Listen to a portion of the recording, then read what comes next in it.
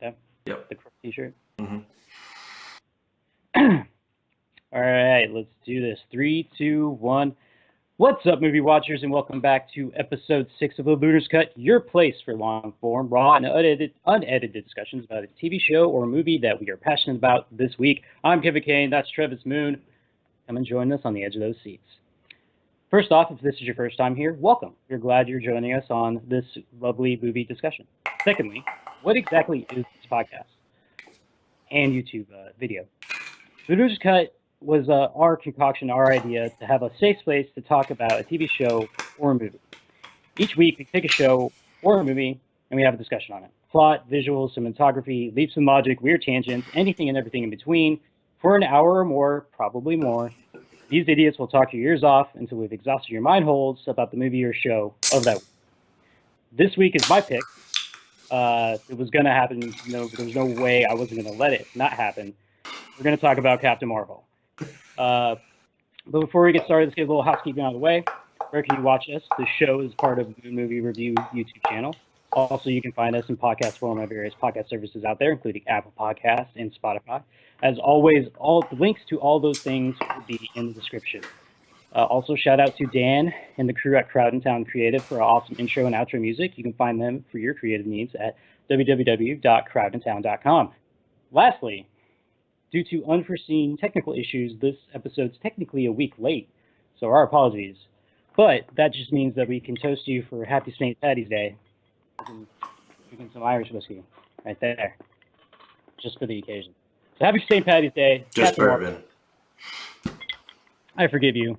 Let's talk about Captain Marvel. First, let me lay out some stats that I thought were super interesting.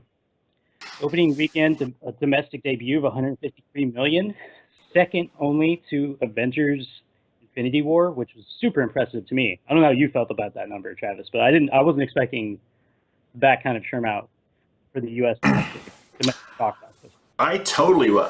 So if I had to have guessed it, if someone was like, you need to guess an exact number right now, right? Gun to my dick, gun to my head. If I had to guess it, I would have said 120, 125 would have been my guess. I actually don't care. Like, the movie is surrounded in controversy, and a lot of people I know boycotted it, whatever. I don't really care what they're doing.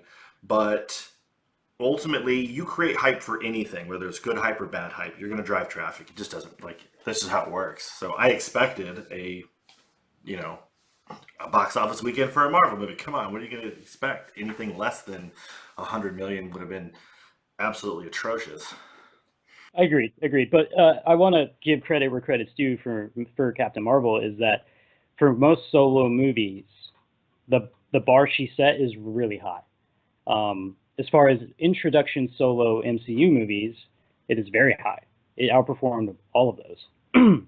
For instance, like Captain America: First Avenger didn't do that hot. It did fine. It did great. Like, we would love to have make a movie and make that much money. But relative to MCU movies, First Avenger is kind of on the lower end.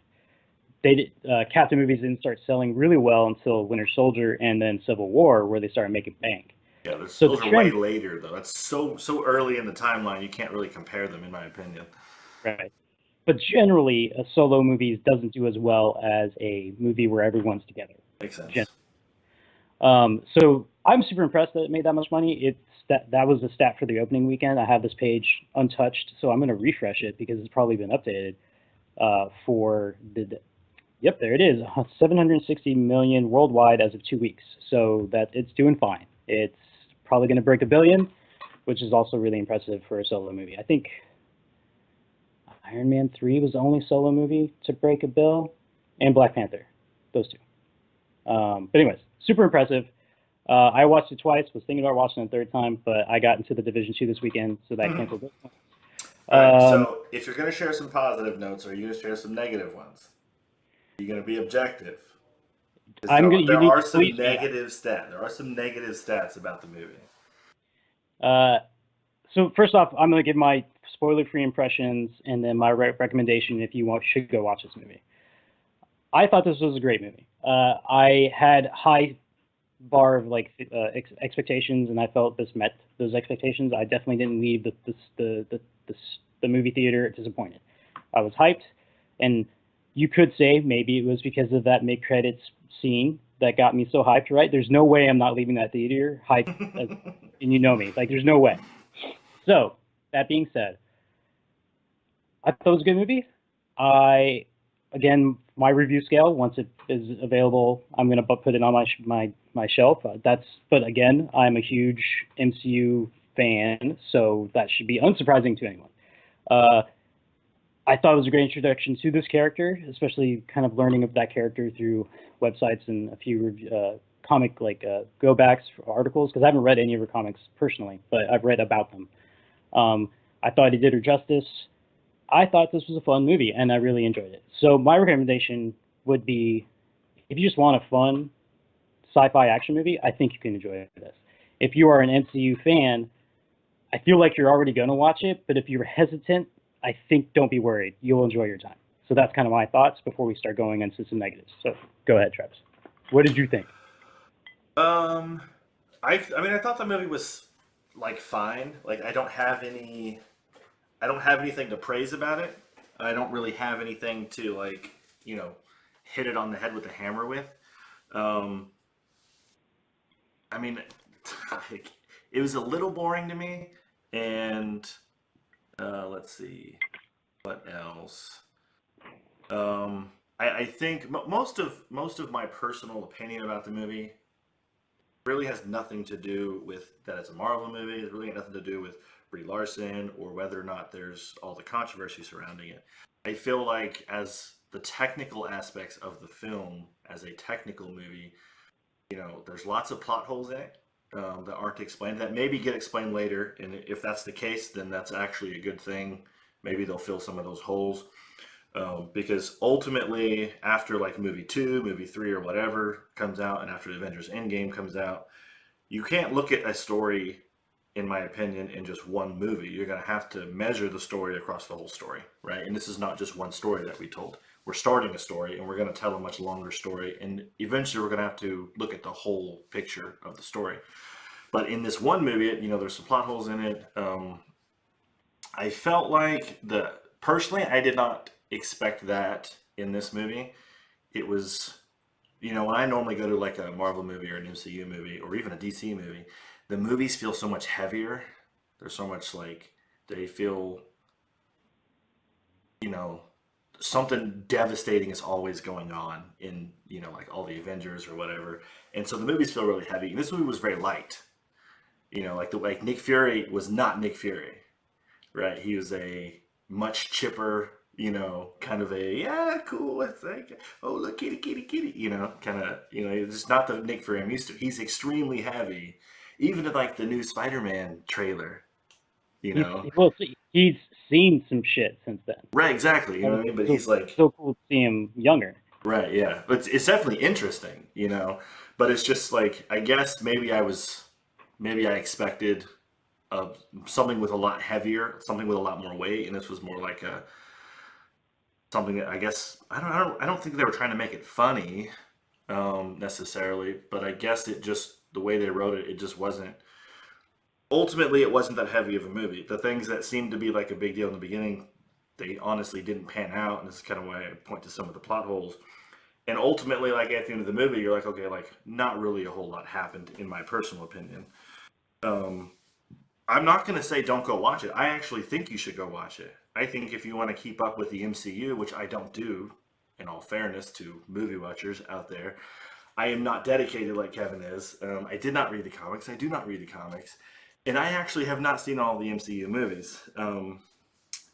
Like Kevin, like you go and watch them all before, like you like literally go and rewatch them. I don't do that, So I'm not a big fan. So I would ultimately say if you want an opinion, an objective opinion that's got, I don't care at all about the MCU. Not, I won't say I don't care at all. I like the movies. I enjoy the movies, but I just don't follow them along. I don't really go to every single one in the movie theaters anyway. But I did go to this one in the movie theater, and my wife went with. No, wait, no, she did not go with me. Sorry, different movie.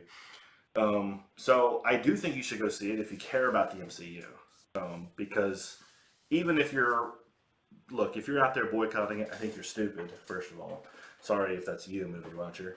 But if you care about the MCU and its future, then you're going to want to support them financially. That's what makes sense. So you're going to want to go see the movie.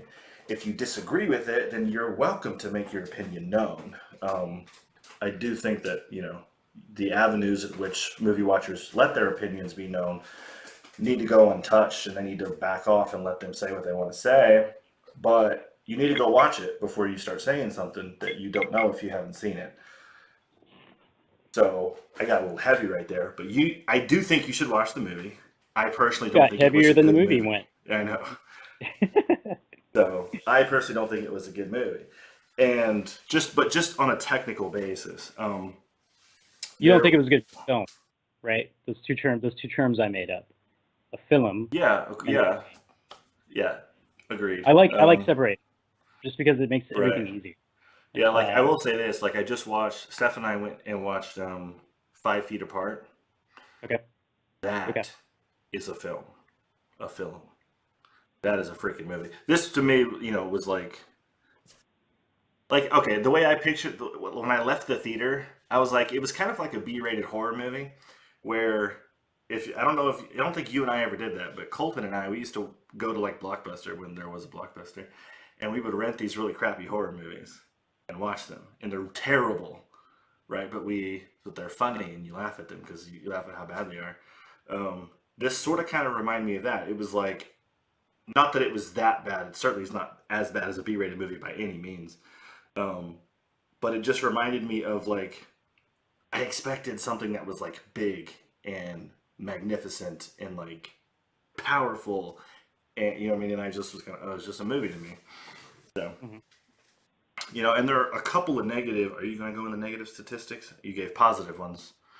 I don't know if you're going to say anything. Okay, cool. You mean like the fans rating?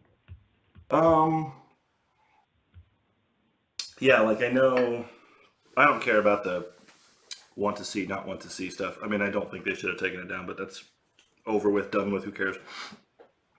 Like, what's the overall audience score on Rotten Tomatoes? 62. 60%. Okay, It's actually higher than I rated it on my review.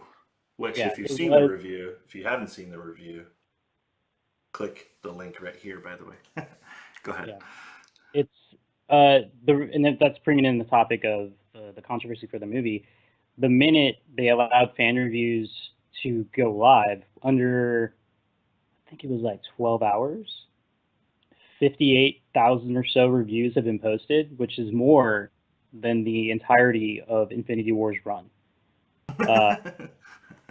So you can just imagine. So it's weird, and it's weird that we have a culture war with ratings right now, because you'll have people that are against it and vote against it, and then you have people that are against them and fight against that, and then it makes the use or the what the tool was supposed to be used for meaningless. And I think that's what Rotten Tomatoes is trying to do, is trying to scrape off all those people, like either super pro hasn't seen it, super negative hasn't seen it, cut those off of the leg and just be like, oh, get away, just stop.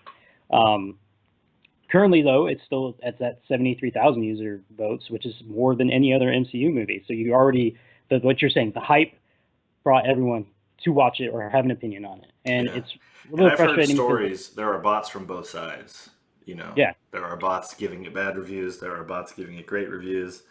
So, how do you know what to believe, what's reported and what isn't? And, I don't know. But anyways, real quick before we start getting some more stuff, we can talk about this at the end of the episode if we want to go more into the controversy and stuff. I'll be happy. I don't care. Let's get some fun stuff. Go wherever you want to go. Negatives. I felt some of the music choices didn't hit as well as they could have. It's weird though, because those are songs I grew up on. So I'm like, I like that song, but I don't know if it should be here in this current place. Yeah. And also the first arc, I think, is the weakest arc. Really? See, I liked the first part better than the rest of the movie.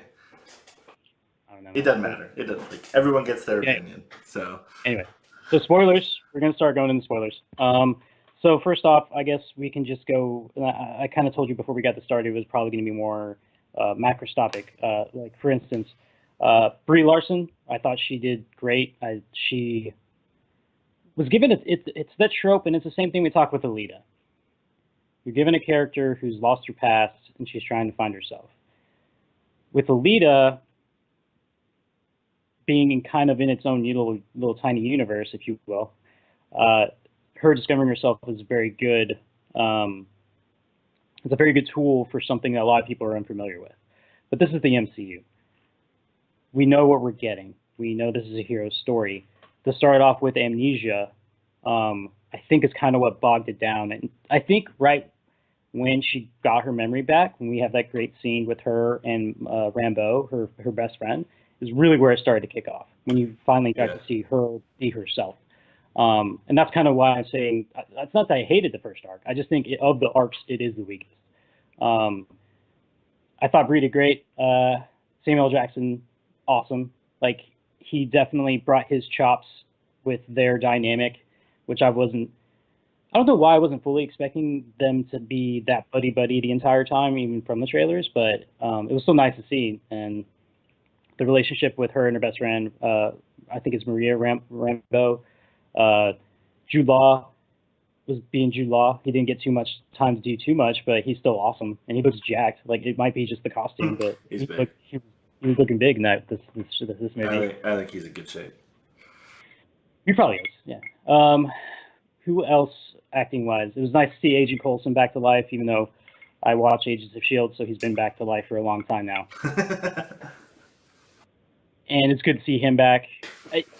It's a bummer because he didn't get too much time right because he was a Skrull for half of his screen time, and the other half he was finally actually Coulson. So that was a bummer, but it was good to see him alive. Who else gets some time in there? I always forget the actress's name, but the Supreme Intelligence. She's in the Academy Award. Annette Bening. Annette Bening was great. She could tell she was having so much fun with this movie, kind of like Kurt Russell in Guardians 2. These actors that have been around for a while getting relatively short roles or minor roles in these movies, they're just having a blast. Making bank, having flowy mullet hair for Kurt Russell, having awesome jacket and dancing for Annette Bening. Great stuff. That's overall performances. I don't know if you have any opinions on those performances as well, but that's kind of how opinions of acting.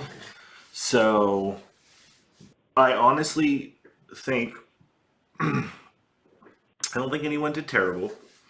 So personally, I like Brie Larson as an actress. I used to tell my wife actually when Kong Skull Island came out and Brie's in it.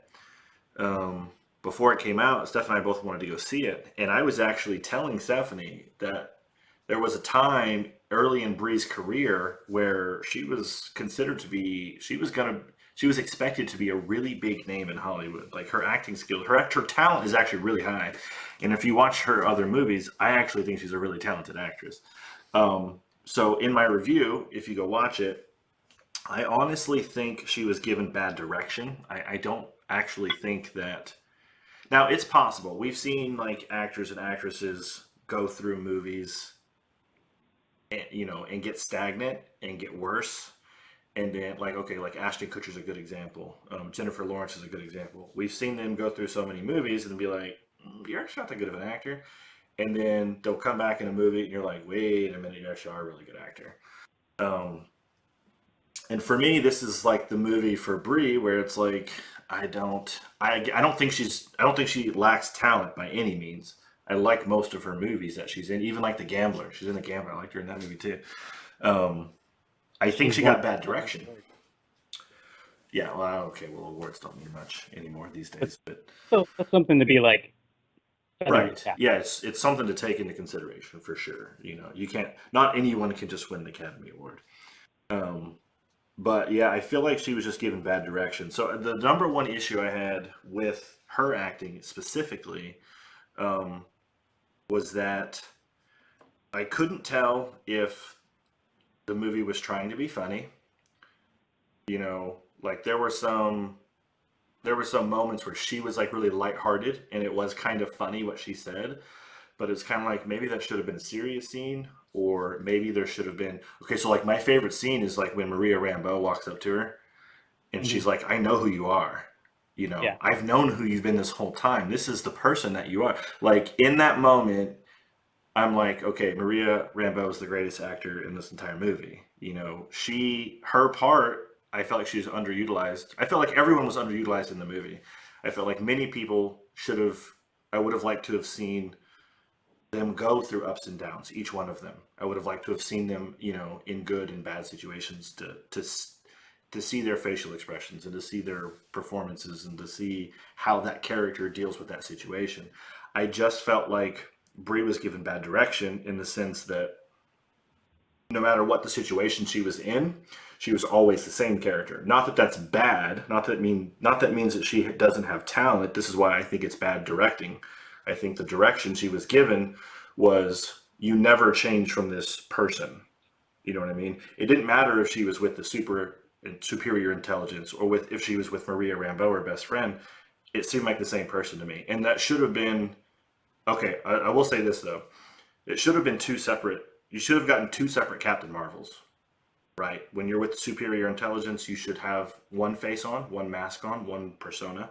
When you're with your best friend, there should be a different part of you, a personal, relatable, heartfelt side of you. But when she was with Monica, the kid, I felt like they actually had the most chemistry in the whole movie. I loved watching them two together because the kid, you know, the little girl truly like knew and loved this woman. And Captain Marvel and Brie Larson's character is like, how do I not know you? But I love you. But I feel like I love you, but I don't know. You know what I mean? But you're not here in my frontal lobe because I can't remember anything. I felt like they had the best dynamic actually. And then next in line for me would be her and Nick Fury. And I really wish we could have seen more Coulson. I felt like he was underutilized in the movie. Yeah. And a lot of people said that Ben Mendelsohn stole the show. I did not see that. I I don't loved him, know. but that's me No, personally. absolutely. I think he did great. I think he's a great actor. And I really liked that part of the story that I'm sure you'll get to later, probably. But, you know, ultimately, he just wanted to be reunited with his wife and daughter. I like that part. And that moment feels very true. You know what I mean? But I felt like, I don't know. Like I said, I don't think anything was bad, you know, but it kind of is, I Ben guess. Ben Mendelsohn walking in to that scene with that milkshake was hilarious because nothing had been revealed at that point yet. Um, and he's just like just sipping a little milkshake, like, "What's up, guys?" I find it interesting that he had to give his not bad, his American accent, not his normal accent, for the agent, but then just straight up uses his Australian accent for the rest of the movie. Yeah. Like the aliens speak Australian, or not Australian, but they have Australian accents. But whatever, you know, it's fine. It's fine. I don't care. It doesn't bother me at all. So I thought I wanted to highlight Ben Mendelsohn. I already forgot about him. I really enjoyed his performance. I like the fact that he was a good guy this time. Spoilers, instead of a bad guy. He's usually a bad guy, and it was good to see him be someone you actually are on the side of, as opposed to just really hating. Um, but yeah, no, I think it definitely isn't a perfect movie. I feel like Brie did the best she could with what she had, considering the fact that she couldn't actually be the character she was supposed to be until like halfway through the movie, Yeah, I would have liked to have which seen more of Carol Danvers. we barely got Does that make her. sense? That's what I mean. Yeah, You know, yeah, I would have liked to have seen Carol Danvers before she has so much weight put on her. yeah. It's an interesting way to tell the story, and we'll get into it here in a little bit. It was a different take on how to tell an origin story. None of the other origin stories are like this, where we start off with our hero already being heroic, being fully powered. Most of the heroes are themselves before they become a hero, right? Uh, Steve Rogers, I can do this all day. You know, like he's always been that person. Right. Then he became Captain America, but he's maintained his person throughout that. Tony Stark, he had an arc, but he learned his lessons and found something to live for, but he's still Tony Stark, and then he became Iron Man. In this movie, she doesn't know who she is. She doesn't know who Carol Danvers is, but she's already Captain Marvel. Maybe like Lieutenant Marvel because she had that inhibitor on her, Yeah. but she was already badass before she knew, and she had to find out who she was. It was a different way to tell the story, and I appreciate it, but I wonder if it's the best way to tell the story, in my opinion. Like it probably could have been another strategy to go with, but it's not that I hate it. I do think we don't get to see Carol Danvers all but for when did she find her memory? That was right after the milkshake scene, right? When she's Yeah. that's Carol, right?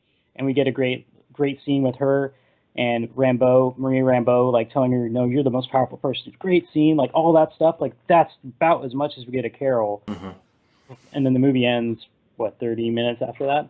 So it's interesting, but those are kind of some thoughts. I knew like I said, I think we're going to go a lot into just discussions as opposed to what actually happened in the movie, but we'll definitely cover it. So if you have anything else that you wanted to cover real quick on the top of your head, I can kind of start blazing through the plot. Fire away. The first act, in my opinion, I had written it down, and I'm pretty sure this is a pretty clear-cut organization for this movie, at least. The first act, I said, ended once she found out what the Skrulls were after.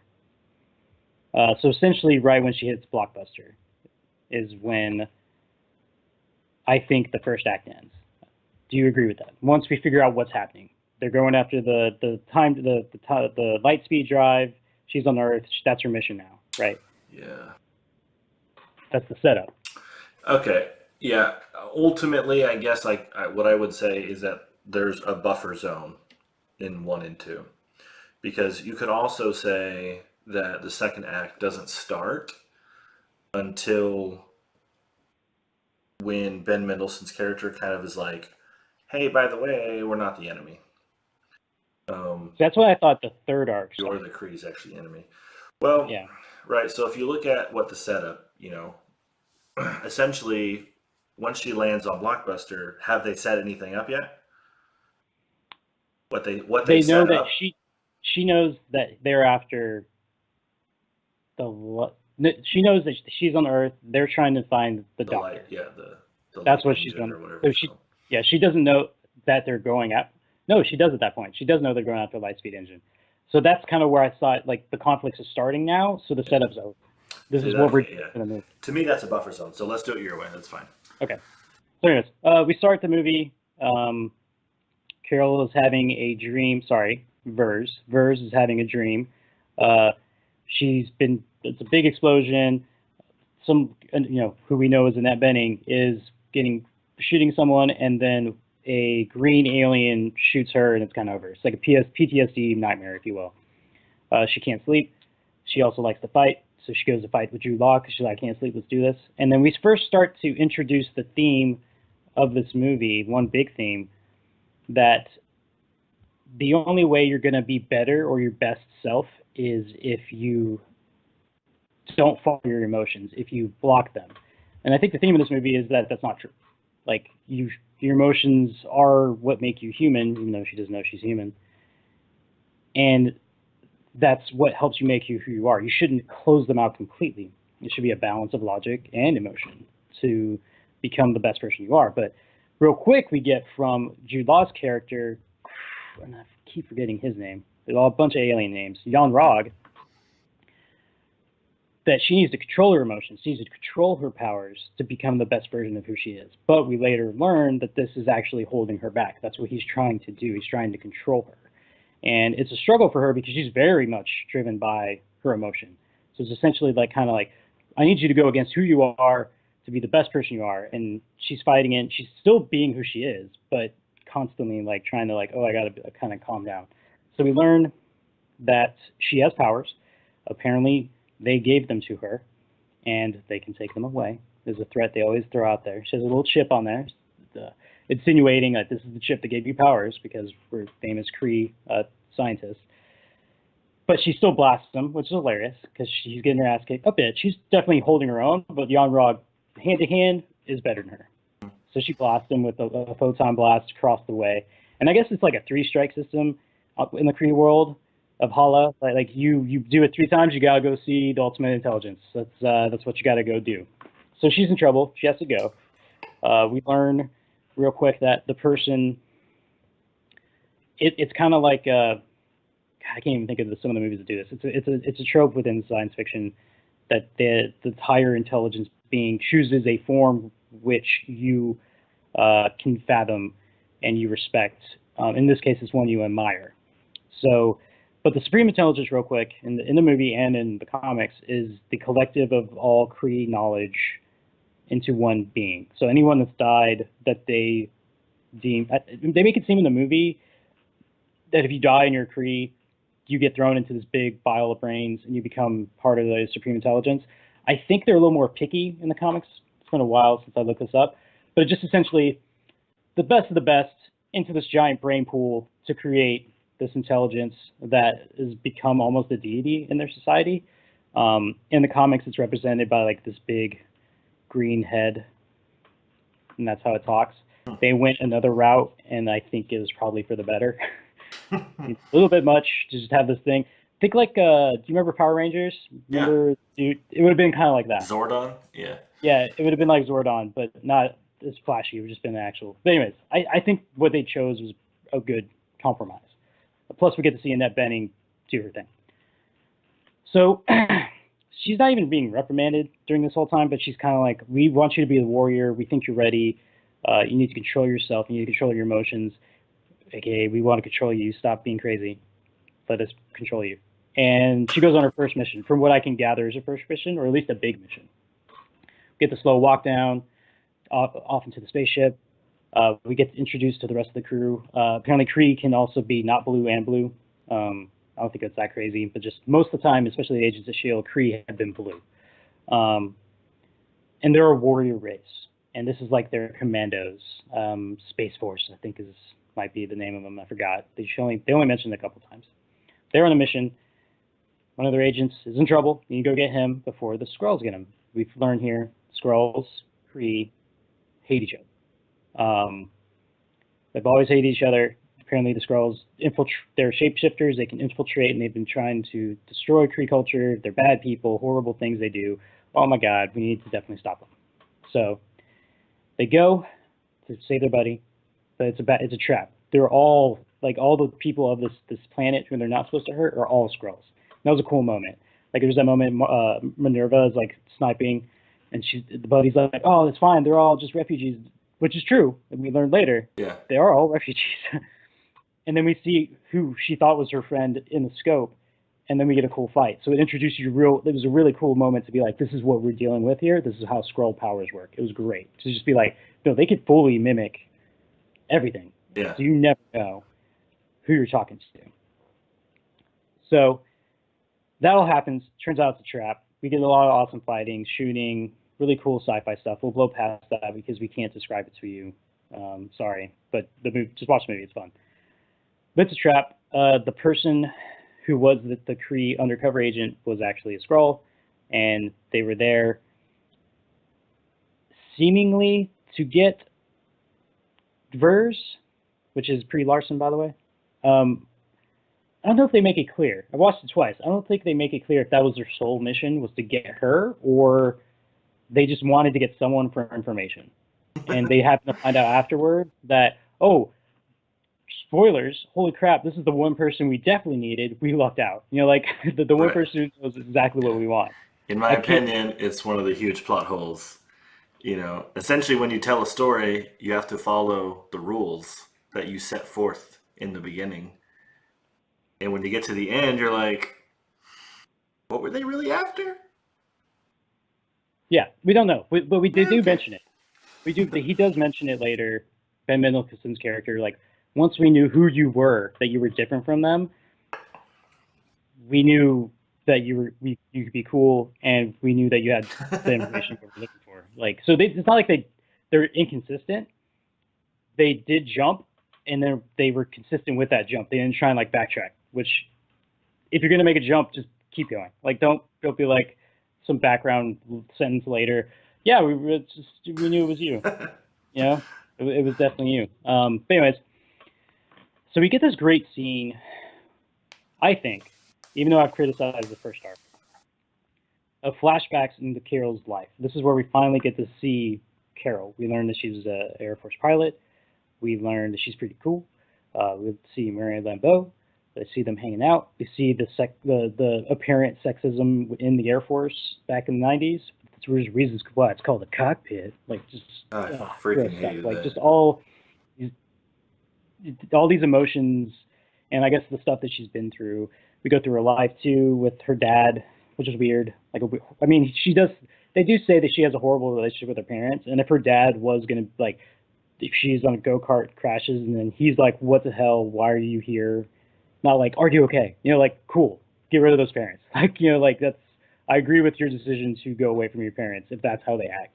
But it's all real quick, right? Because what it turns out is the scrolls are downloading into her mind to try and figure out what's going on. And they even do like a couple rewinds. It's great, like how it's shot with especially that Annette Bening scene where she goes from left to right and just recreating the same scene. She's like, Right. "Yeah, it's a beautiful day out today," and Carol's kind of like, "We just had this conversation," like, but still going because it's replaying through her head.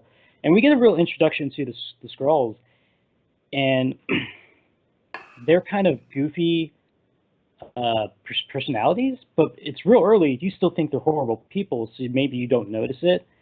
But it's very consistent throughout this entire movie. They're just a bunch of goofy, silly people. Like, and it watching it a second time, knowing what we know now, it was really more enjoyable to just see their goofy antics, even when they're like rewinding her memories. So we go through all those awesome things. We get some goofy stuff. They find the doctor they're looking for, Dr. Lawson. She apparently has a Lightspeed engine that they want, and that's when Captain Marvel breaks free. She has some restraints on her fists. She can't go full photon. It's funny gags a couple times where she tries to, but she can't. She does that one thing. She's like, "Hey, do you guys know how to take these off? No? All right." And then just like hits them with them. Real fun, little action. I do appreciate whenever the the thing opens up in space and she puts her helmet on, but she doesn't have her shoes. That she doesn't try to go out there because if she had, there's no seal on her suit. She probably would have died. But she has Kree blood in her. Who knows what would happen? You know, aliens. Maybe she would have been fine. But she blasts herself out. But what we're learning here early on is it seems that she has her powers, but she doesn't quite know how to use them because they're always telling her, keep it under control, keep it under control. Not like, let's test this shit out and see what we can do with this stuff. Like, I can propel myself like I'm Superman. That's cool. I didn't know I could do that. That was the first time I got to use that power and ability. So I like that scene where she went to go back or get her boots back, and the little tiny scrolls are kind of like, just like scared of her. She's like, "Give my boots," and then she puts them on. Anyways, she fucks up the ship, so it's going down. We learn now that it's right next to Earth, and Dr. Lawson. Apparently, right next to Earth. Yeah, yeah, So yeah. close that everyone on Earth should have seen it, but they didn't. It's got cloaking, the cloaking of her lab. Okay. So I mean, ship's going down. she's in Blockbuster in like 6 seconds. Like, We don't. We didn't watch her the entire time going down. Also, what you should be saying is how was she knocked out the entire time they went from one part of our universe to Earth? Because that was a long time. it's part of it, yeah. Yeah, it's fine. Like, I don't. They got there fast. The thing you would have said is we would have had to stay on the ship to spend some time getting from A to B. And to me, in this movie, A to B doesn't matter. Yeah, Get us there. Agreed. So they crash land on Earth. She lands in the Blockbuster just like in the theaters. Everyone in the theater when I watched it the first night was like, ha ha ha, like, oh, Blockbuster, damn. Like, she blasts Arnold Schwarzenegger's face in the True Lies poster, which I guess was anti-man, according to some reviews I watched. Well, it's anti-male subtext. And it is, because he is a big face of what that ideology would consider toxic masculinity. I think he just has a big face, so it was a big target, so that she shot it. Yeah, That's I think that's all in the writing. I think that was 100% planned. So we get a bunch of awesome shots of VHSs. She pulls a movie that I haven't watched, but some people enjoyed it. Like the one she actually looked at, I forgot what it was. We Oh get, yes, I wanted so bad to know what that movie was. I forgot what it was. She looks at it and keeps going. And there's, by the way, on the background, as if to apologize for Arnold Schwarzenegger, the back row was just all Arnold Schwarzenegger movies, and Was it? yeah, alphabetically does not make sense. Like they should not No, it all does be right not. next to each other, but they were. It's I like was the like, one sorry, thing you do when you go into Blockbuster. You're like, I know what movie I'm looking for, so I know where it is alphabet. on the wall. No, this was the Arnold section behind her. But anyways, she gets out. She talks to a security guard and is like, "Are you the security guard of this sector?" He's like, "Well, the movie theater has a different guy." And This is actually a pretty funny part of the movie. and she's like, "Well, I need communication equipment." And you point to what I everyone knew. We all knew what he was going to point at. I feel in my gut that 99% of the people in the movie theater knew exactly what he was going to point Okay, to I that didn't Friday know night. it. I didn't know it at all. I did. I was like, "Here comes Radio Shack," and she points at a Radio Shack, and everyone laughs because those don't exist anymore, just like blockbusters. I didn't know that, but And I thought it was funny because he did that. and we get a scene where she does some finagling with a Game Boy and a payphone to call to Beyond Rog. They're like, "Oh man, holy crap, Yeah. Now you you're can alive!" call outer space. By the way, come on, that just With the doesn't Game make Boy. any sense. When she called, the sound was to turn on the Game Boy sound with the ding. Yeah. Uh, um, she's like, "Hey, scrolls are here. Look at a Lightspeed drive. Apparently, there was someone here, a doctor." Uh, and she tries to tell Jan Rog there that the person that showed up in her viewing with the Supreme Intelligence, someone who's supposed to mean something to her, was someone she didn't remember. And then we learned through the skull mind manipulation that that was Dr. Lawson, and she knew her on Earth. Apparently, I'm an Earthling. That's kind of all downloading into her mind right now. And she's like, she was like, "Well, do we have an undercover agent? What the hell's going on?" He's like, "Oh, I did just check. In the file, it was newsletter. We did have a mission on C-53. Crazy, right? I didn't know that.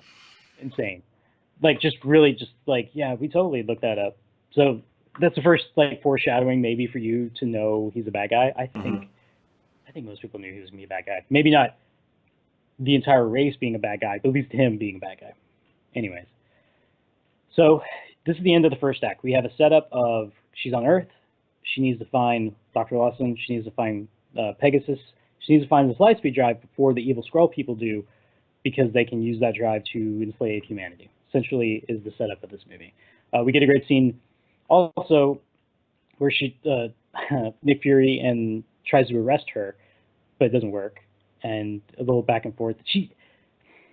You figure as an alien race going to different planets, you would be a little more selective with what you decide to talk to different species about, because she's immediately just saying everything flat out, like no buffer, no like she just like lays everything out in black and white, and Fury is just like this chick is insane. Like this is we have to arrest her before she goes a little bit crazy because apparently she's insane. And then she blasts photons, and he's like, "Oh, okay, no, I maybe should believe this girl." And then we get a great car chase scene with him and Coulson, who actually is a Skrull.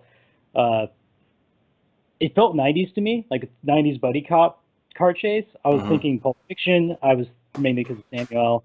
I was thinking like Dragnet. I was thinking like any little 90s buddy cop chase scene. Like a very much the vibe, and I don't know if it's just because of me and my mentality or if that's what they were going for, but that was a fun scene. So he fights out the Skrull. Now he believes in aliens, and that's kind of the setup. I don't think I missed much, but what did you think of this first arc of the movie? If you're telling me. Hmm. I mean, I like the beginning. I basically like everything until she comes to Earth. Actually, I was totally fine with her amnesia and her having bad dreams that she knows are a part of her past, but she doesn't understand them, and she needs to blow off steam. So why not train? Right? That makes total sense to me. I don't. Um, I don't know. I don't think it doesn't. I mean, it doesn't really matter. Ultimately, in the beginning, I was okay with it. It didn't seem that bad to me when what's his name? Yog something? Jan Rog. Yonrog. When he's trying to coach her and he's explaining to her to control her emotions, this is actually a positive thing to do. I do not like that they take this and somehow manipulate it into some sort of sexism. I hate politics in movies for this reason alone. And it's because they distort things. They write things from a certain point of view or a certain perspective, and then they distort it. Um, okay, John Rogg, whatever his name is, Jude Law's character, is not telling her that she should not have them. He's not saying the emotions are useless or that they are bad for you. He's telling her to control them. This is an important factor in anything that you do. Remain under control. Do not let your emotions get the best of you. I do not think that is an issue, but it got distorted and somehow it becomes this suppressive. They're controlling you. You're really powerful, but they're holding you back. So at first I'm fine with it, and then at the end I'm like, okay, they essentially used it to tell a story, to tell a narrative, in my opinion. And I didn't, once you kind of go there, I'm just like, okay, I don't care anymore. Um, but other than that, I honestly liked all of it. I like when they go to, where did they go? Did they go to like the Kree planet? Or I'm sorry, the Skrull planet? They went to like a Skrull location trying to get their It was buddy another back planet. or whatever. It was a completely other planet, Yeah, and they thought it was full of I forgot the name the people that live there, but they thought they're completely unrelated in this matter. gotcha. We can't kill them.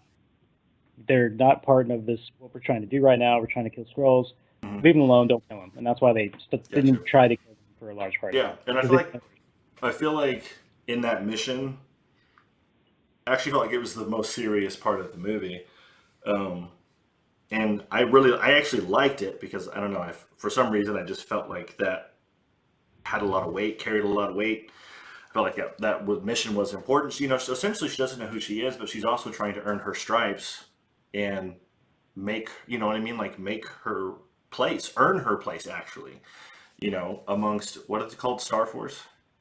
I think it was Star Force. Could Okay, be yeah. wrong, but She's trying to like earn her stripes. She's trying to earn her place. She's trying to do her job, do a good job, and kind of get there. And then like the mission goes haywire. So what do? Right? Well, you have to improvise.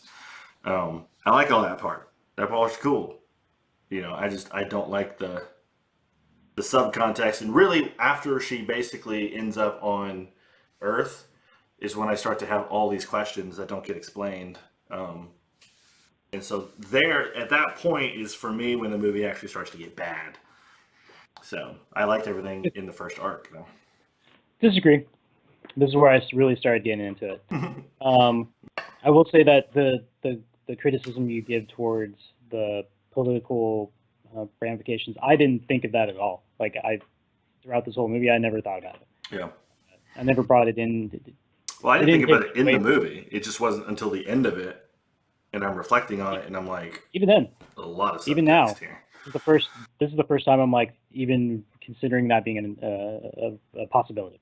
Is what I'm trying to say, and that's just my mentality. Um, so I like. I do think her character arc is very much tied to the fact that they were controlling her and trying to make her their weapon, and then her fully becoming herself. That is her arc in this movie. Hmm. Because I have heard criticism that she didn't have an arc in this movie, and I was like, no, I can show it to you. It's there. Is it the best arc? Is it the prettiest arc? Is it Yeah. the most shiniest arc? No, but it's there. Uh, the fact that she went from not knowing who she was to now knowing who she was, that's an arc in That itself. alone is an arc, yeah. Yeah. Um, Just in the technical aspect alone, that alone is what you call character development. So, yeah. So if we can move on with the plot, I don't think there's anything else too yep. crazy after this. Arc two. We get that she punched her grandma. That was great. So she is trying to find the Pegasus. She's trying to find the doctor, and she's trying to figure out how to do all this. Uh, we break off after she gets away from that chase. she is trying. I think she had seen. No, I forgot. And you might call this a convenient plot point, but that scroll she was chasing drops that purple gem, and she puts it in her little arm doobie, It's and cool. that tells her where to go now. Yeah. So it's fine. I didn't mind it at all. It's not you can it's not really convenient. It's the same thing with like them getting from A to B in the first act. It's like just they're just that's not what they want to focus on. They just want to speed the Yeah, story up, so they just don't explain that's it. that's Now, not the important part. The right. fact that people have little purple gems explaining the mission to them, Yeah, yeah. really not that crazy. Like Right. I get it. I mean, even advanced races, maybe you should have some mind thing, but whatever. You had a notepad. It said go to this bar, and she went to that bar. I do think they should have explained her little thing better because this piece of technology right here is That, highly not really explained and highly inconsistent. If I this do thing like can do all this stuff, then you've got to explain some of the other problems that you have going on elsewhere in the movie. alien Wi-Fi, but anyways, I do like that. A big Intergalactic satellite interplanetary connection. as big as this universe is, they still find a way to make technology different among the varying species and aliens. Like no other aliens has the wrist thing like that. Um, Black Panther has that like Except for predators. it's yeah, this is a different universe as far as we know. Yeah, that's true. That's true. You have that little bead thing that does, but it's like grainy, right? Like the holograms Yeah, are grainy. Like it was rad. It's completely different from what they it have. But was anyway, for sure. I like bringing it up. So she needs a ride. She needs to know where hell she is at. We get a great scene of her in an internet cafe and searching the internet, Yeah.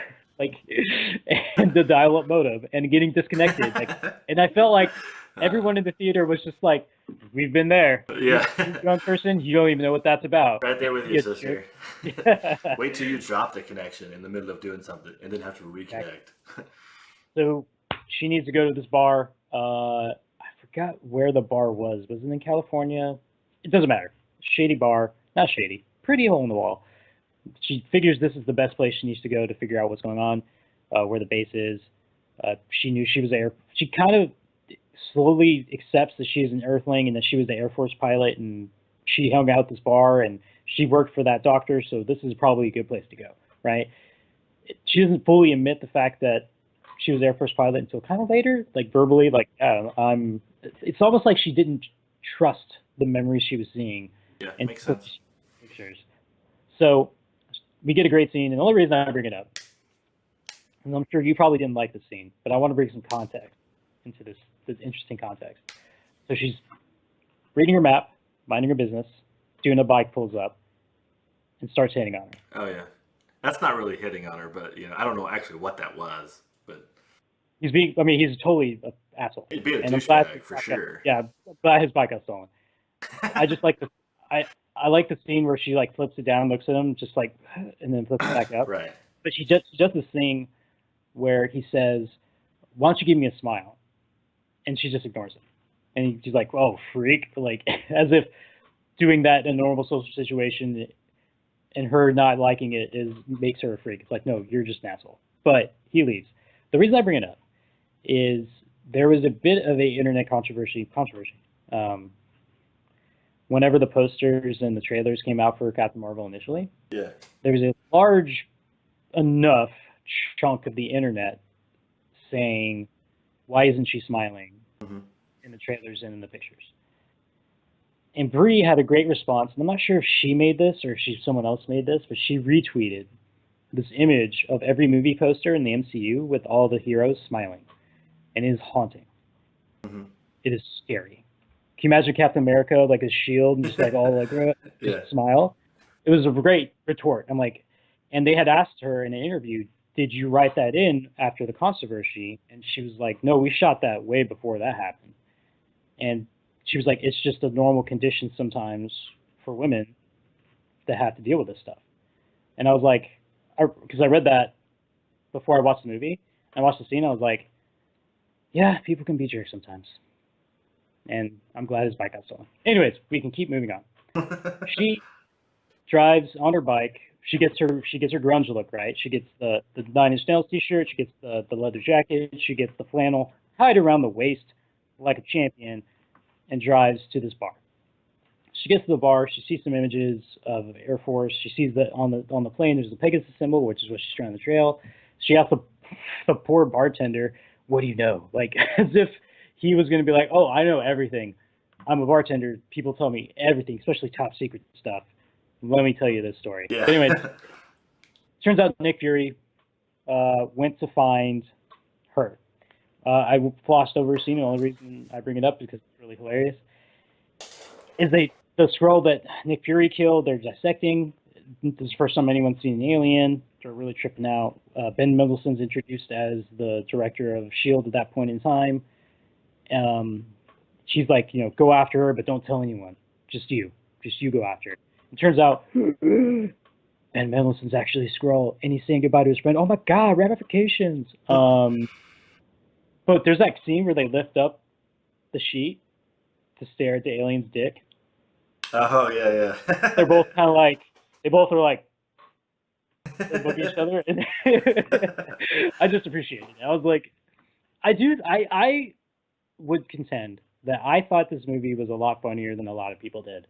I feel like I can see that. Humor in this movie is me humor, and I laughed out loud quite a bit during this film when no one else was laughing. Yeah, I believe that. Like when she puts her hat on, or she's like, "You look like a freaking teenager." Puts this hat on, and she puts the S.H.I.E.L.D. logo hat on. She's like, "Does it really help being conspicuous when you have your logo on hats?" And I cracked up. I was like, "That's such a good point. Why, as a secret organization, would you put your symbol on a hat if you're trying to be secretive?" Why do you have the hat? I mean, yeah, I certainly did not laugh at that because I don't think that's funny. I mean, it could have been funny. It could have been funnier just in my opinion, if they just wrote it a tad bit differently. It would have been funnier if he was actually poking fun at Nick Fury for doing it rather than asking the question in a sarcastic way, in my opinion.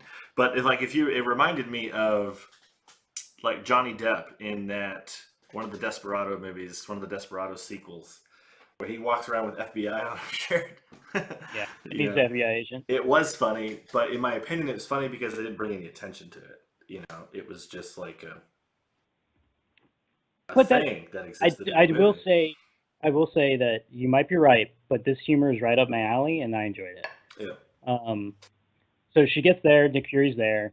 He's totally okay with it. He's like, "No, we're cool. I know you're crazy aliens. Holy crap! Like let's do this."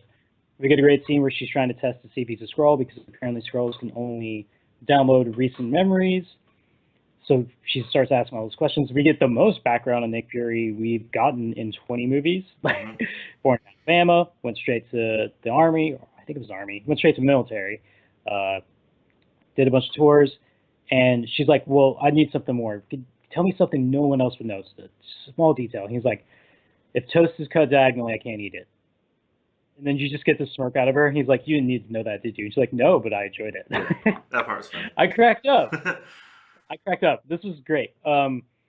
So she's like, "Hey, you're super secret, super spy.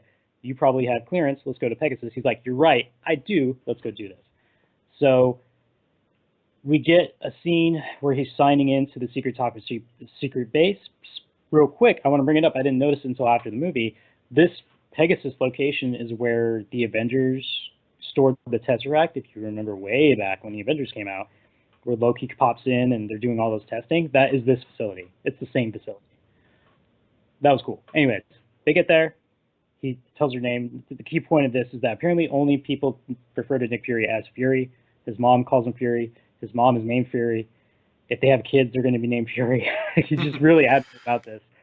Really bringing it home. So when you later get the little tidbit where he learns that his boss is a Skrull, we all put it together in our head. Yeah. I was fine with it. It wasn't overbearing to me, but I just thought, anyways. So we go in. They're asking about Dr. Larson at the Pegasus base. They get put into a room. Nick Fury points out that this is not how you get treated when you're welcome. I know you're alien, but this is just how we go. He does a little neat little spy trick with some tape and the thumbprint on his ID. Opens the door. He's real proud of himself. be the great scene later where she just blasts the door open. He's like, "You saw me play with tape for 5 minutes. You could have done that." Like, what? Save your thunder. Again, great dynamic with these two. I like them together. So they find the records. They find out that that Carol Danvers is Carol Danvers. Something happened and it's all redacted. They don't know what happened to her, but she was working there with Dr. Lawson, and it's been blackballed because there was an accident during some of the testing, and so this organization is trying to hide it. So because that's like a multi-billion-dollar error, a fuck up that they just don't want to bring up, which is why they're not getting the welcome wagon. During that time, Fury hits his beeper, calls his friends back. He's like, "Hey, with the target, I need backup because these people don't like me." But his boss is a Skrull, so bad thing, right? Like, so now everything is in danger. We meet maybe the MVP of this movie, Goose, the cat, / Flurkin, which everyone kept telling me he steals the show. And I was like, what? And I watched it, I'm like, yeah, he's pretty rad. Really? You thought so? See, I didn't think so. Everyone's like, he's such a big, important. I'm like, he didn't really do it. He's a cat, I guess. I don't think he really does anything other than scratch Fury in the eye. But which is how he lost his eye. We had been wanting to know for so long. Yeah. He even had a line in Winter Soldier. The last time I trusted someone. I know. And then now we know it's a Flurkin who scratched him in the eye. It sounded so much cooler. You think it's funny? I think it's stupid. It was such a cooler story in Winter Soldier. You're like, oh, there had to be some betrayal, just some deep shit, like his best friend, best man in his wedding, stabbed him in the eye. It's like, no, it's a freaking Flurkin. It scratched him in the eye. I mean, and it caused a lot of problems because they showed you what his eye looked like and what his face looked like. Mm-hmm.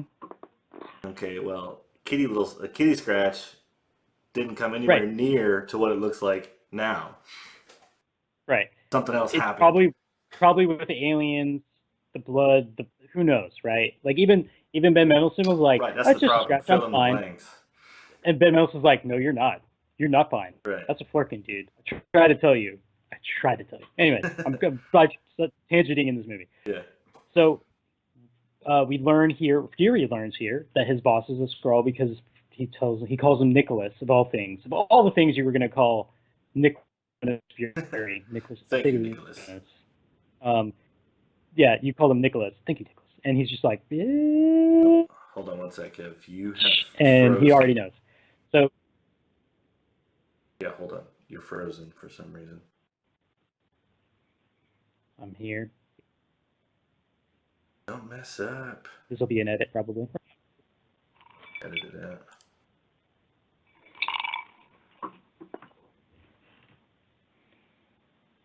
Just can add you in here. We'll do it this way. Stream.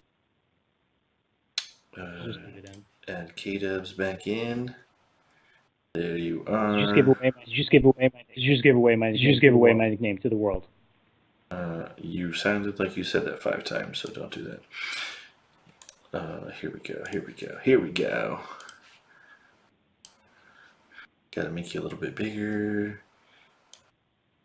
So sorry. I hope she didn't say that.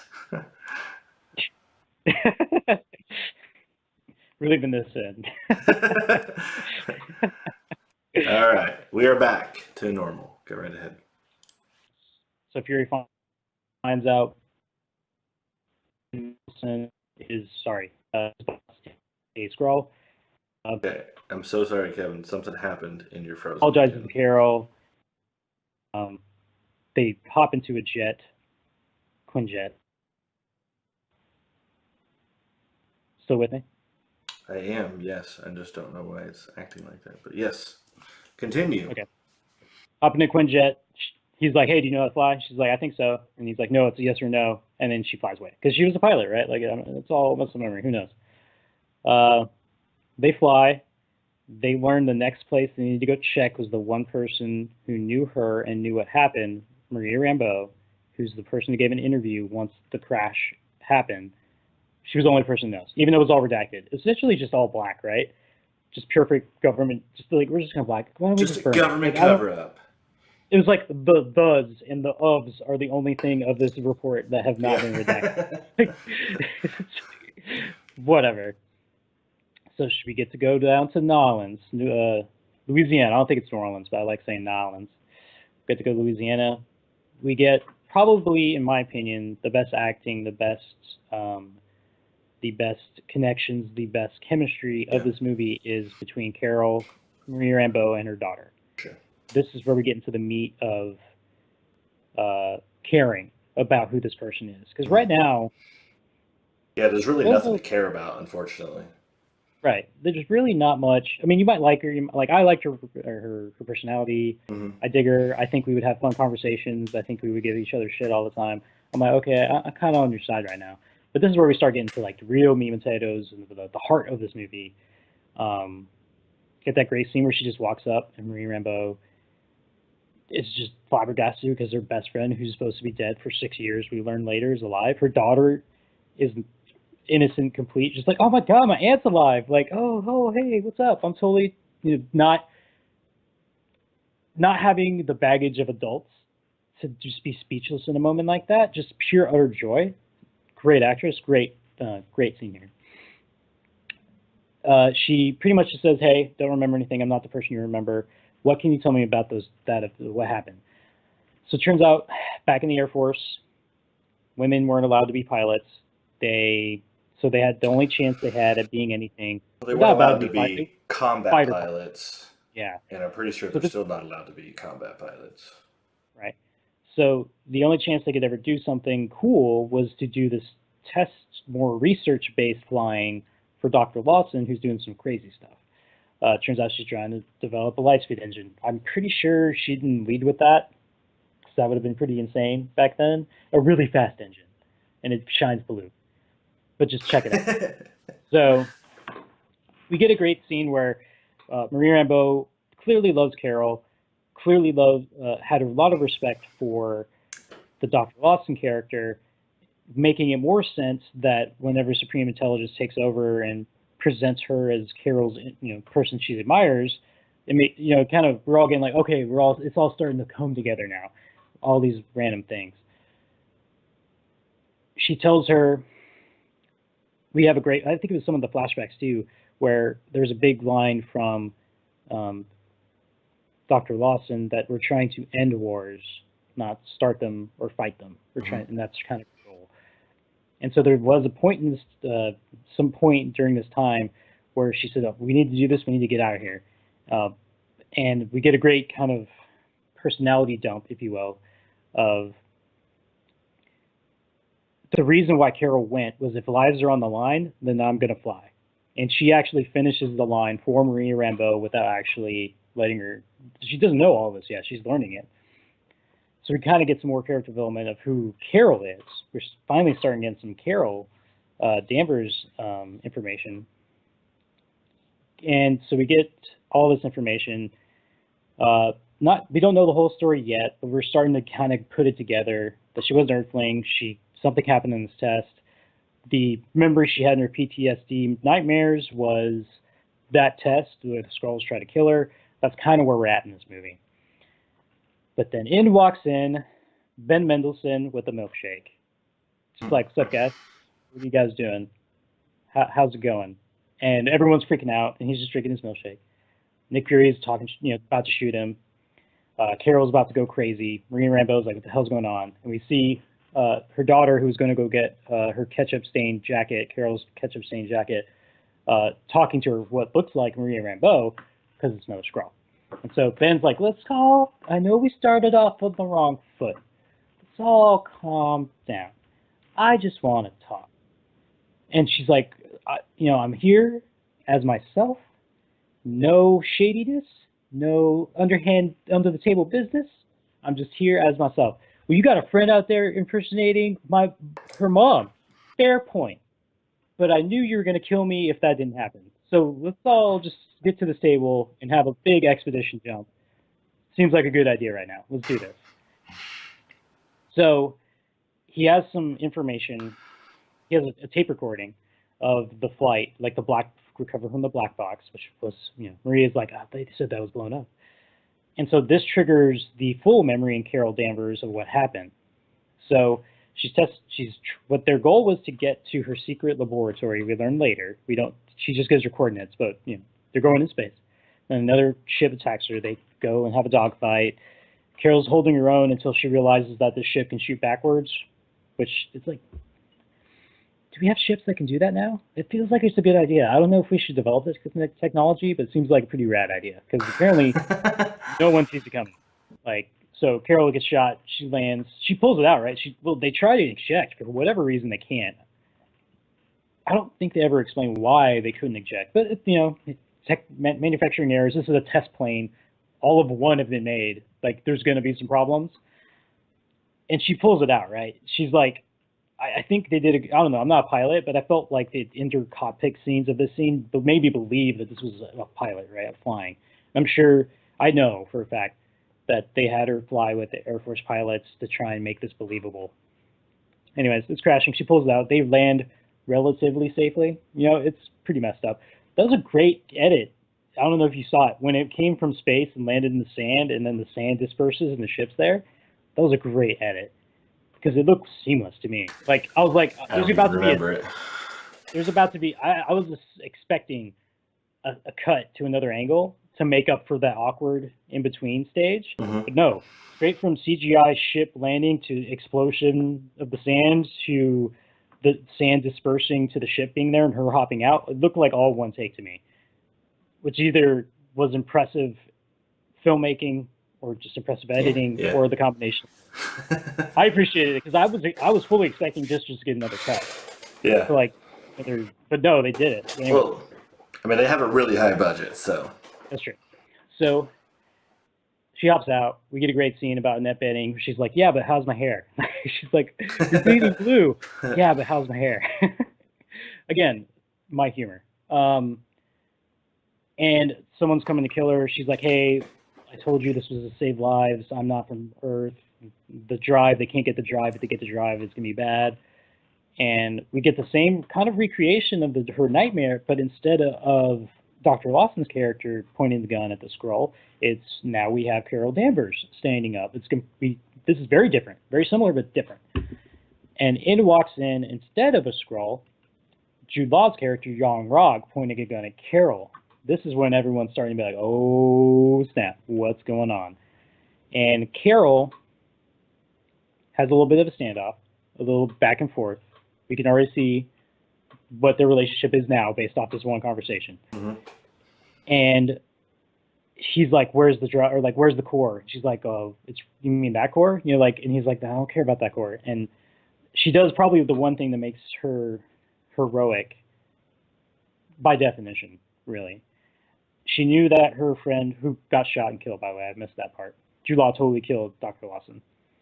She said, you got to destroy the drive. So Carol buys herself enough time to shoot the drive. With her close enough, she's dead, right? Like, in her mind, she's dead.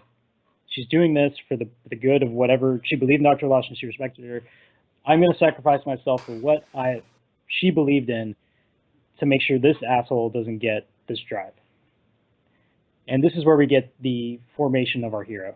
That sacrifice, the scientific physics of that energy going into her DNA and filling her with that energy. And this is where I like this moment. Like, I think out of all the moments of superheroes becoming superheroes, this is probably the most heroic moment of becoming one, if that makes sense. If you think back on all the other people who become superheroes, they make sacrifices, but I feel like this sacrifice here means the most to me as far as the MCU is concerned, because she was just like, she's dead.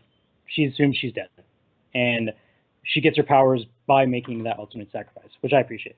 And I'm highlighting because I'm a nerd. Anyways, so she's all glowy with powers. She's still alive. Yon-Rogg is like, hey, we got to take her back. Minerva, who's now her second scene in the movie. I like her a lot, but they did not use her that much. Yeah, I agree. What's up? You weren't here before, but now you are. We're going to take her back with us.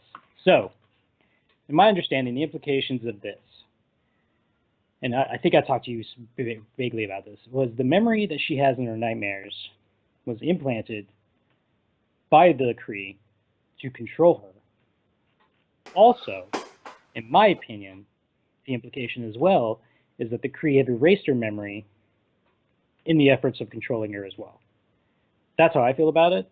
But the mind's weird, so maybe it just forgot everything. But I feel like that's probably what happened.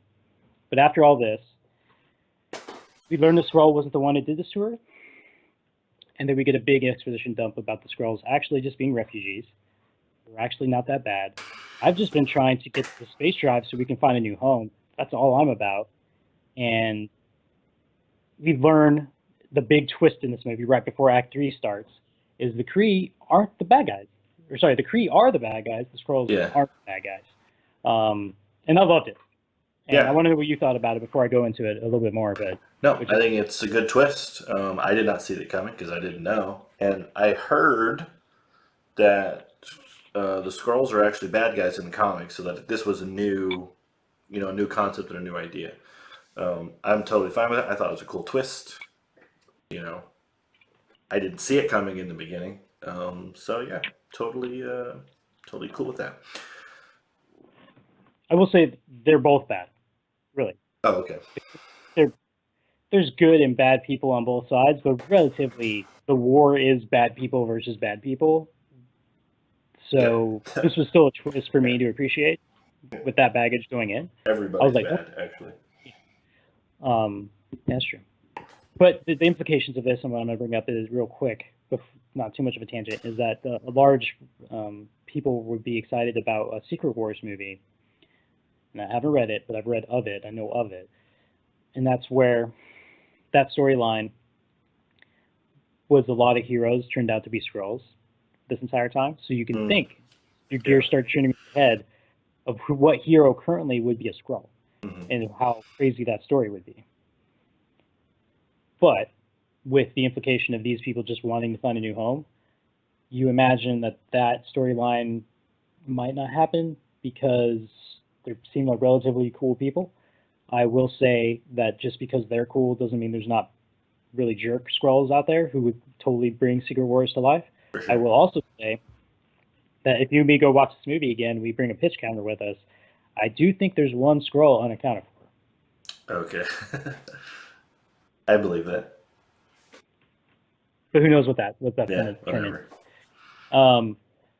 So that's the end of the second act. Do you have anything else you want to bring in? I feel like the third act starts right when we get the reveal, and we get the plan to go to Lawson's lab.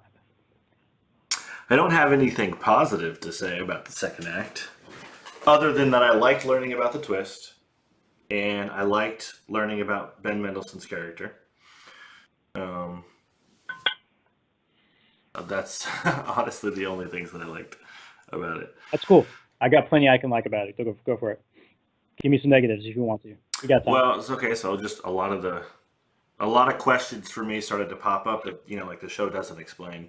So like for instance, most of the premise that we understand as a movie watcher is that the Skrulls are after the Lightspeed engine, and that the Kree are ultimately also after what the Skrulls are after, so that they can kill the Skrulls, and because they kind of have the picture painted that the Skrulls are oppressing us and that we have to fight back, right? It's the whole kind of that set up the twist, right? But is that what they all believe, or is that what they tell Carol? That's what they tell Carol. Okay. But what I mean is, as a movie watcher, that's what we are led to believe, right? Watching the movie, we're led to believe that Kree are good, Skrulls are bad, and the Kree are defending themselves, and the Skrulls started the war.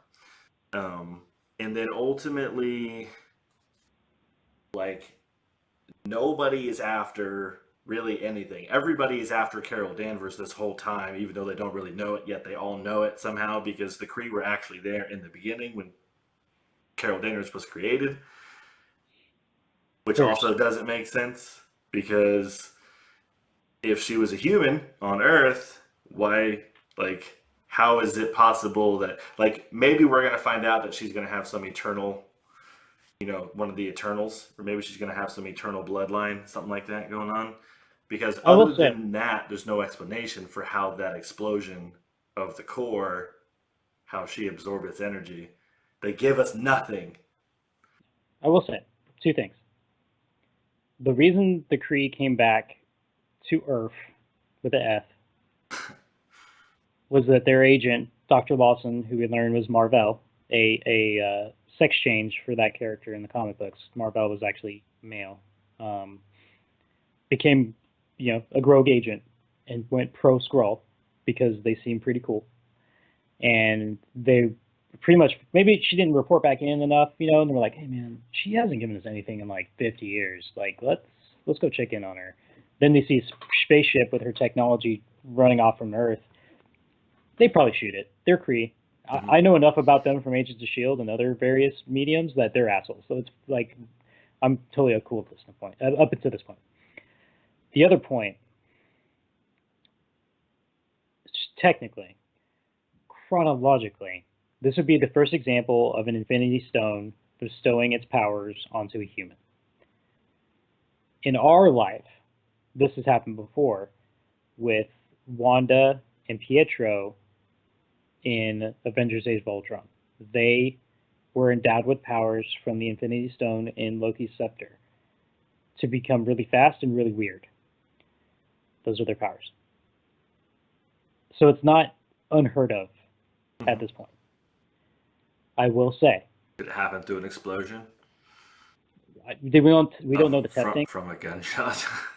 We don't know the testing that was done to give them powers, but we do know that they were the only two to survive. Yes, that much I understand.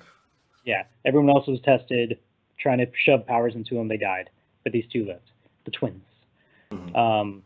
The Age of Miracles was the teaser for that. So it's not completely out of this universe's realm of reality that could happen. I will also say that just because she got powers from the Space Stone to do awesome photon blasts, we later learn that Kree blood is running through her because Young-Rog put his blood in her, a transfusion. Uh-huh. I think the combination of those two factors is why she's so badass. Because Kree blood has been known to do some crazy stuff. It brought Coulson back to life. Spoilers for Agents of S.H.I.E.L.D. I remember that, yeah. It does some wacky stuff. The Kree experimented on humans to make them better, which is where Inhumans came from. Their DNA does some crazy stuff. So that's why I'm okay with everything up until that point. I will say that this edition of how she gets her powers is, in my opinion, a lot better than the one in the comics where Marvel gets blasted by this random machine and then she gets blasted behind him and now she is Kree. That's how it was in the comics. Like, now you're Kree. Well, wasn't Marvel Kree? Yes. So, okay, well, in the comics, not that I know, but I read that it's about, like, he gets blasted through the machine, but they essentially both warp together. They become one, right? But it's her that essentially becomes the representation of the two, right? Her appearance, her look, her mind, her heart, that kind of thing. It's weird. It is weird. It's like a The Fly meets the MCU, right? Yeah. Like, because Goldblum goes into the time machine with a fly and comes out of the time machine, with mixed DNA. Yeah. I'm actually more for that than I am for this. But it's a cool scene, right? It is. It looks awesome. Yeah. I mean, it's brilliant. Yeah, the cinematography is fantastic. The artwork's great. That whole thing's awesome. But it comes down to for me, it comes down to the technical aspect, right? When I watch a movie, I can like something or hate something, but when it comes to how I choose to ultimately think about it later, how I reflect on it, is, ultimately, is my emotion tied to a reason or a logical explanation? Or did I like it because I liked it? Or did I hate it just because I hated it? And I ultimately would be like, no, if I don't have a reason to hate it, then I'm not going to hate it. If I do, then I'm going to, probably. And it's just technically, they don't explain it in the movie. And that, in my opinion, is bad technical writing. You have questions that you don't answer in the movie. Another question, so we find out that they're after a Lightspeed engine. This is the 90s, right? Which would have been absolutely massive tech by then. Except we have so many contradicting parts to the story.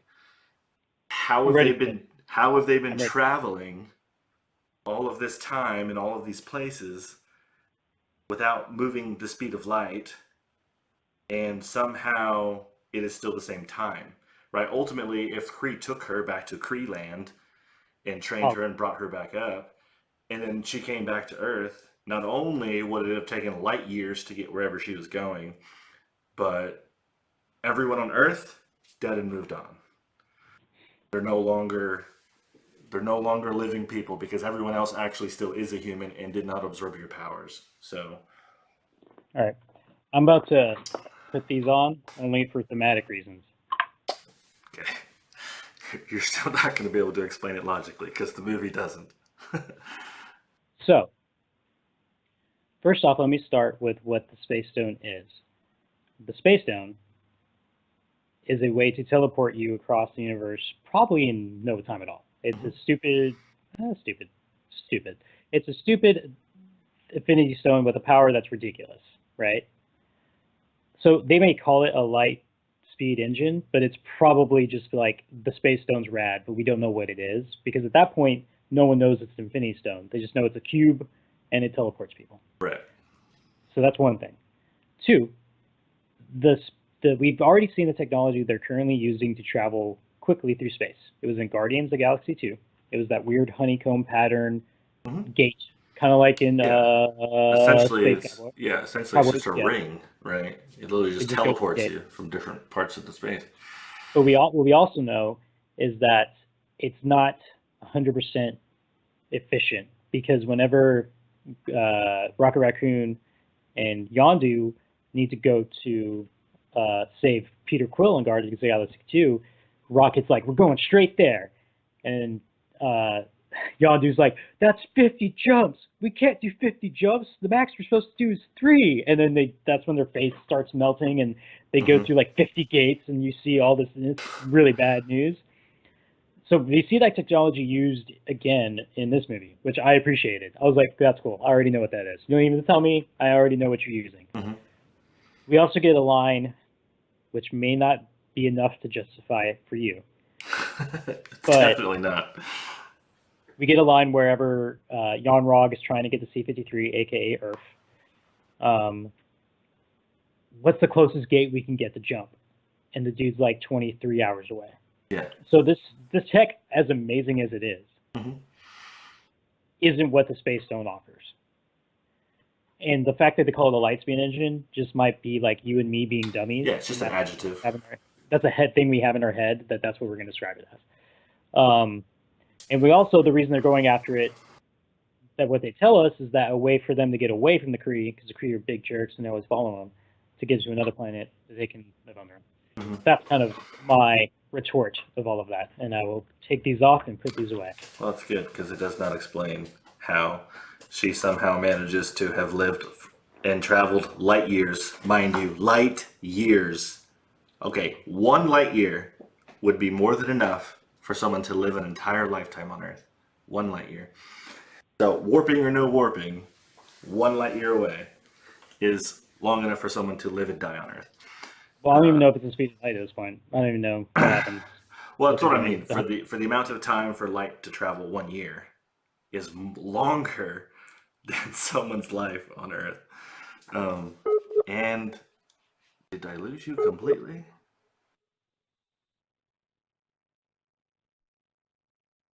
Happening. Poor network connection. Reconnect. Reconnecting. Yeah, reconnect.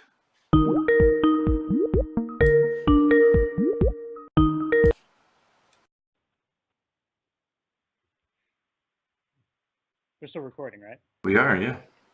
Okay, cool. Then we'll just All start that all that's being recorded. I'm not editing any of that out. it. All right.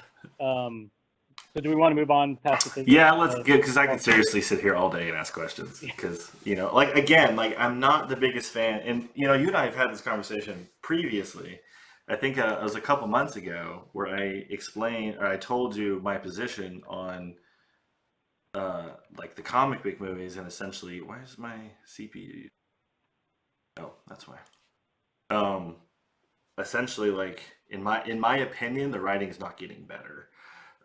There you have to it's what I would call convenience writing. You know what I mean? You have to like, if something has to be explained that way, then they're not doing a good job explaining it in the movie, and they should. Every movie, I understand, it does need to be a standalone movie, and you also need to allow the room for all of the story to fill the gaps. So just because you don't get all the answers in one movie doesn't mean you won't get them in the second movie. So we do have to be patient enough to not, right? It's okay to criticize, not okay to condemn, right? I'm not going to condemn the Marvel movie for not answering these questions for me, but I am going to criticize it and hope that they answer it for me in the next one. But But I anyway, think let's continue. part of the sins of this kind of universe building is that you have to build up the next movie. And that's a lot of people's criticisms of other movies. Iron Man 2, for instance, is a big one.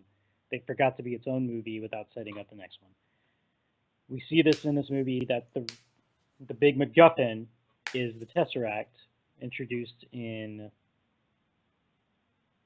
First Avenger, Captain America. I wanted to get that right. Captain America, First Avenger is the source of the technology and the source of power, and that automatically ties it back to MCU. So up until this point, there's no major for a movie that's supposed to be take place before Endgame. There's not much tying us there besides Fury, who's dead, and Coulson, who's dead twice, possibly, like, depending on if he got dusted. So this is like, that might be the sin of this movie. But if you are a writer, this is why I'm a fan, and you can call me being too soft on these movies. I tell you, you're dumb and a dumb head. But a dumb head. Whenever you have to type, if you're a writer and you have this movie of this character you're introducing, and she has to get her powers somehow, and you also have to tie it back into the MCU at large, you have these magical MacGuffins called Infinity Stones. And there's this blue one that's on Earth. Their timeline, I looked up articles, it's backed up. It's on Earth. Like, it's not that it wasn't there. Yeah, totally agree. This is a really nice, ugly bow to tie on this, to tie it together. And I do agree it could have been written better. I also think it was better than the one in the comics, just this random machine blasting DNA particles from one dude to another person, and she becomes Miss Marvel. I'm fine, but I understand your criticism. And while I'm defending it half-heartedly, I'm not going to, like, die on this hill.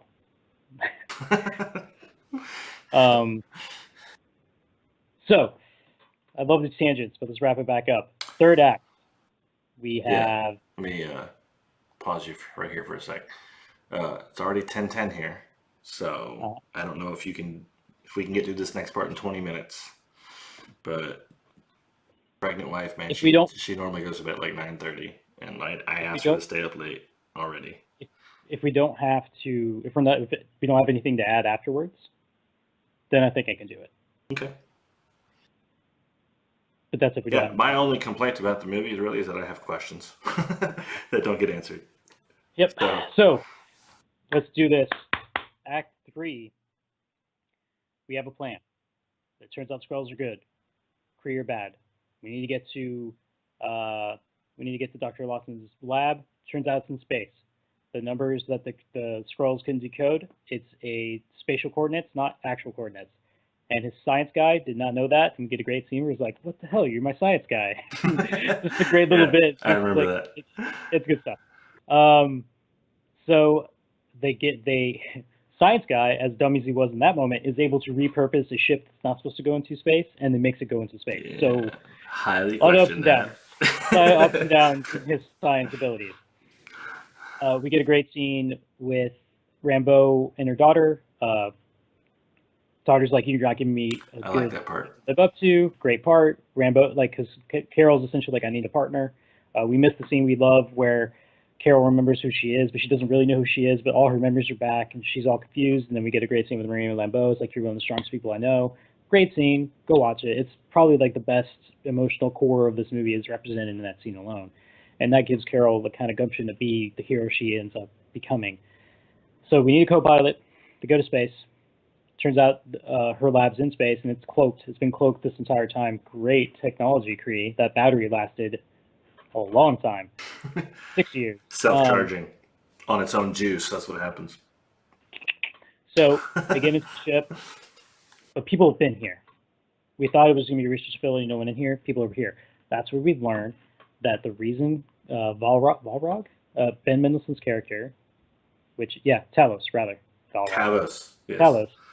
The reason Talos really wanted to get here, probably on top of the fact with the light speed engine, that was like a cherry on top. If I can also travel fast after this, I just really want my family back. So all of his refugee families, probably the people who aren't warriors, are on this ship.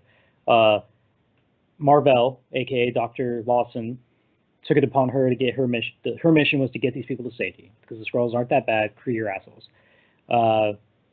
So we learn from Talos. We get some great scenes with him and his, I think it's daughter, although it's alien race, so who knows if they have the same sexual orientations and possibilities that we have.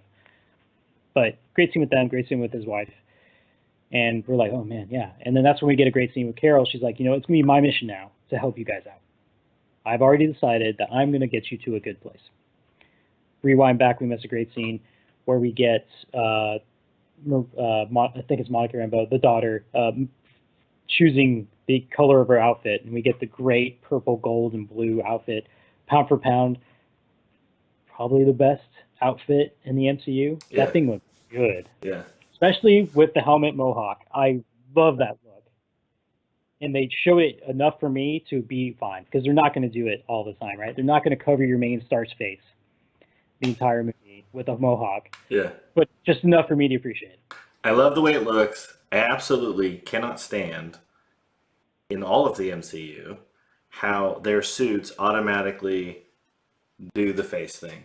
This is, in my opinion, the dumbest thing that I have ever seen, because what you're telling me is that the suit is either kinetically connected to you or is somehow attached to your thought system, and therefore it knows when you want a face protection and when you don't. In my opinion, dumbest part. Like, even in Black Panther, it's the same thing, right? You just stand here and the face like comes off. Like, well, I'm about to go fight again, so it comes back. You know, I'm like, okay. I think it's so stupid. But I do like the way her suit looks. I do like the mohawk. I will say, in Kree technology, them being able to travel interstellarly with relative ease, her having a mind-controlled helmet is not that crazy to me. If I'm like, you can go through this honeycomb portals with apparently no extra fuel, like you never say you have fuel problems.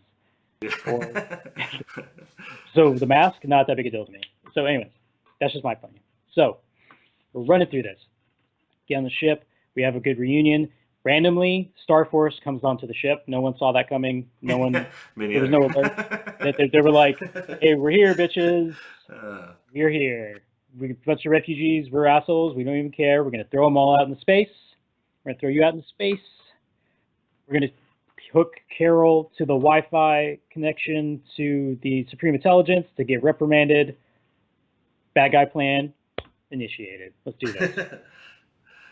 So they're going to get thrown into space, which seems rather rash, but we're not Kree assholes, so I guess it's fine. Yeah.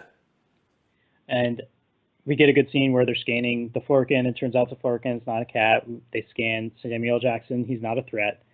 Good, funny scene. He's like, that thing's broken. And it's like, well, you're not a Flurkin. We already know what Flurkins can do. Later, we learn, like, they're wacky. So I'm going to blow past all that kind of funny stuff, and we'll talk about the scene with Carol in the Supreme Intelligence. So the Supreme Intelligence is essentially like, no, you messed up. We control you. We take your powers away. She tries to do a photon blast to take the power away. She's essentially just like, you're ours. We made you what you are. This is how it is. And Carol, through learning who she was and who she is kind of like, no, that's not who I am. And she kind of has her hero moment. And we get what I think is a great scene in a vacuum, where we see Carol remember all the time she's gotten up, when people have put her down, when she's fallen down, her rising to the occasion. We get a great flashback of examples in her life of doing that, and then we see her doing that currently rising to the occasion, getting up when she is down, and I don't know if we fully earned that scene, as great as it is, up until this point, which might be criticism of this I movie. would agree. But it's still a great scene, and I was still touched. I was like, oh, Yeah, it certainly could have been bigger. yeah. It certainly could have had a bigger impact. And I guess this might be where some of that ideology's criticism is coming from, in the sense that, like what you said, it doesn't feel like it's earned. So it's just put in there, and you just have to take it or leave it. So eat the fish, spit out the bones, kind of thing. And it has to do with like her not knowing who she was and kind of remembering all this now in this moment in time, as opposed to always remembering that she always got up from challenges. You know what I mean? Like, there's a lot of like reasons why this kind of doesn't fit completely, but the scene itself still gets me hyped. Like, I'm like, oh yeah, here we go. So she's in the Supreme Intelligence. She's like, you always were trying to hold me back. I'm gonna be who I am, and she like rips off the inhibitor. Turns out it's an inhibitor, not a power giver, and then like it blows up in real time, and all the Space Force guys are like, oh man, what's going on?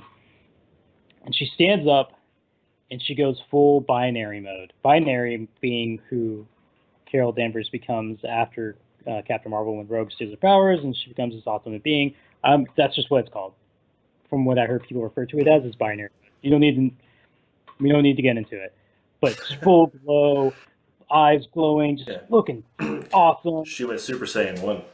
Essentially, she went Super Saiyan 1 for the first time ever. And the theater's just like, and it's in the trailers. And it's kind of a bummer they put it in the trailers because I feel like it would have been a great moment on the Agreed. trailers. But I understand what you have to do with trailers. And she talks about, she was on Jimmy Kimmel and she talked about how that was her hardest lesson, was how to learn to look badass. Like in that moment, she talked about it. She's like, how to get that face going. And she's like, you want to see what my first take was? And she kind of steps back and she was like, just like a dead face. They're like, no, we can't. Because I imagine how hard it is to act this with blue screens everywhere. You have this tight leather suit on, and you're like, look badass, and it's like, all right, like, Yeah. And so that was part of her training. The hardest part, one of the hardest parts, she said, was learning how to have a badass heroic face, right? Like, and I get it. Like, it's kind of like when model poses, and you're like, that's a good pose, but then you actually talk to them, and like, that was the most uncomfortable I've been in my life. Yeah. To get that. So we get the awesome scene, Super Saiyan 1. She blows them all away. She gets the Tesseract. She takes it out, put in the lunchbox, the Fonzie lunchbox. It's like, you guys go, get the refugees, get out of here. I'll distract them. And we get a great fight scene that I loved just in general, but also because they really hammered home that now she's fully, her powers are fully hers, and she's not prepared. She definitely is not familiar with anything she's doing. She does a blast and launches herself across the way, and she's like, oh shit. Like, she's like, oh, now I'm totally untethered right now. And she essentially cleans everyone's clock except for Yonrog, who has like these weird gravity weapons that like throws metal at her and kind of keeps her up. Then she just like brushes that away too. And she has that line with Minerva, like, you never always liked me. Is it because you were there on Earth and you knew where I came from? She's like, yeah, that, and I don't like you. And she punches her. It was great. Like, so it was a distraction.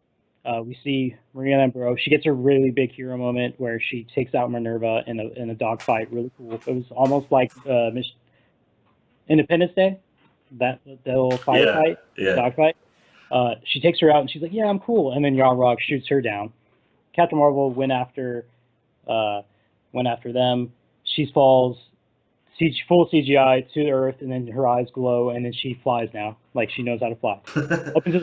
This all makes sense to me, like, she's just now, all her powers are untethered. She is fully using them for the first time. She takes Yarnrog out. Before she deals with Yarnrog, I've already forgotten the other underused character of this movie. Ronan the Accuser is back. Yeah. I like the mythology of them being accusers, and they're just like dudes who just bomb people. Like, that's their solution to everything. I love that. But I also feel like he was in the movie for like a hot minute, and then... Yeah, I feel like there's actually no purpose. If he's out of the movie, it does nothing. Nothing changes.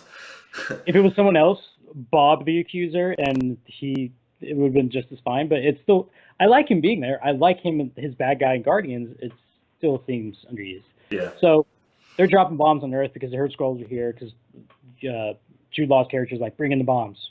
Plan's going bad. Captain Marvel sees it, and we get an amazing space battle of her just ripping shit. But he starts off with her grabbing one of the bombs, the one of the 100 of the bombs that are being dropped. I'm like, I feel like you're spending a lot of time on this one. There's a lot more that you should have to deal with. And then she totally redeems herself by just shoving it into the other ones and blowing them all up. Like, oh, okay, cool. No, you knew what you were doing. Maybe you're just flying on the seat of your pants. But I saw all of them. I was like, you need to move. You need to like take them all out. Yeah. So they're like, what? Their Earth's defenses aren't strong enough to take all those bombs out. And she tears one of the ships up. And I like that the ship was the ship from Guardians. It's the same ship. Yeah. Same shape and design. I appreciated that they're like, this is the Accuser's battleship. She takes one ship out, just flying through every bunker, just like tearing shit up. You're like, oh man. And then one of my favorite scenes in this movie, and you probably don't like it, but I loved it. But she takes one ship out, she goes back to the other ships, and just stands there. And they're kind of like, wow. And then she does her, and just a blast of energy shoots out after she does the little fist pump. It just shoots out. It goes even longer than the ship is. Yeah. Doesn't even say anything. And they're like, peace, we're out. We're going to leave. Yeah, you guys are fine. We want to leave, right? And then they just leave. I loved it. I was like, yes, that's awesome. This is how OP she is in this movie. Yeah. Even though she doesn't really know quite what she's doing. So the last scene I want to talk about. She goes back down to confront Jan Rog, who essentially was her mentor up until this point. Mm-hmm. And he has a scene that we've all seen before. Commando being one of them, if I want to call back one movie. We're like, let's fight like warriors. Mm-hmm. Turn off your light show. Fight hand to hand. Let's do this battle how it's supposed to be. And I was like, roll eyes, Jude Law. Okay. Yeah, I was like, this is actually stupid. Why would she do that? If she's the most powerful thing in the world, she wouldn't have to. Yeah. And she just blasts his ass while he's in mid-speech. And I was like, yes. Thank you. I was like, that actually makes sense. Yeah. Because that's what I would do. And then she has probably the best line in this movie, where she walks up to him after she blasts his ass, and it's like, I have nothing to prove to you. You don't. Agreed. You don't. Thank you. Thank you. And then just puts his ass into a ship, sends him back to Hala to get probably killed. Because he's like, I can't go back with nothing. And then just, it is funny, his ship's like all messed up, and he can't go, and she blasts it with energy, and it shoots off. And he goes back. She has her power. She's fully OP. And we have a great scene of her saying goodbye to Rambeau and the daughter. And she goes with the Kree and essentially going to find the Skrulls. The Skrulls a homeland. Sorry, the Skrulls a homeland. The Kree are gone. Most of them are dead, or at least the Star Force are dead. Besides, the guy's like, who in Guardians? I forgot his name. Great actor. I forgot his name. Don't ask me. I do not know these answers. But he's alive still. Spoilers. They go off, and we get a scene of her going to space without her helmet now. And I'm fine with it to the extent of just like she didn't have her full powers and now she does. If she can put a force field over her head, doesn't need the helmet anymore, I'm like, whatever. But I do like the helmet with the mohawk, so I was kind of like disappointed. I'm like, just put it on. Like, just go. You're just leaving. Just put the helmet back on. I love the helmet. And they go off to find him a new home. Fury's back. He lies about his eye. He got scratched by the Flurkin. Spoilers, that's why he lost his eye. Coulson's like, oh, you're being tortured and you wouldn't give up information. That's why they took so I can neither confirm nor deny that's what happened. That was so funny. The Flurk, by the way, we glossed over the Flurkin. The Flurkin totally killed some people. It ate the Tesseract. It's chilling in his office. Brie leaves him with the beeper that we remember from the end credit scene of Infinity War. Call me only if you need me. And we can sit here for hours discussing why he didn't beep her during all the events leading up to this point. It's fine. Whatever. So we have the beeper. And we're left with him with the beeper and the cat who throws up the Tesseract in the second post-credit scene Marvel is off in the space trying to find the Skrulls a good home to be, fully OP, fully Captain Marvel. And then we get the post-credit scene of Endgame where they're trying to use that beeper, and it's broken, it's not working. And then we get that scene that we talked about earlier where they turn around and she's like, and Captain Marvel's there in longer hair and new suit, and she's like, "Where's Fury?" And that's where I was hyped. I was like, "Yes, Endgame, it's a month away. Let's do this." And that's kind of this movie. And that was the third act, and I like the third act a lot. It's right up my alley. I was all in it. I'm all in. I'm all into OP. I'm all into fist bumping, energy wave coming out and scaring. Like just like you could have had an extended battle scene, but you're just like, no. You know who I am. You know what I can do. Get out of here. And then same with Jude Law. We all both know I can kill you. Yeah. Without need to. I loved it. That this is my favorite arc of this movie. Was this portion here. And I'm hyped as hell for Endgame. Like that's this movie. That's the setup. It's the appetizer, if you will. The setup for what Endgame is going to be, and it's going to be insane. You have to set aside 3 hours to talk about Endgame. Okay. I'm telling you right now. That's fine. We can do that. So what do you think? This movie is over now. What did you think?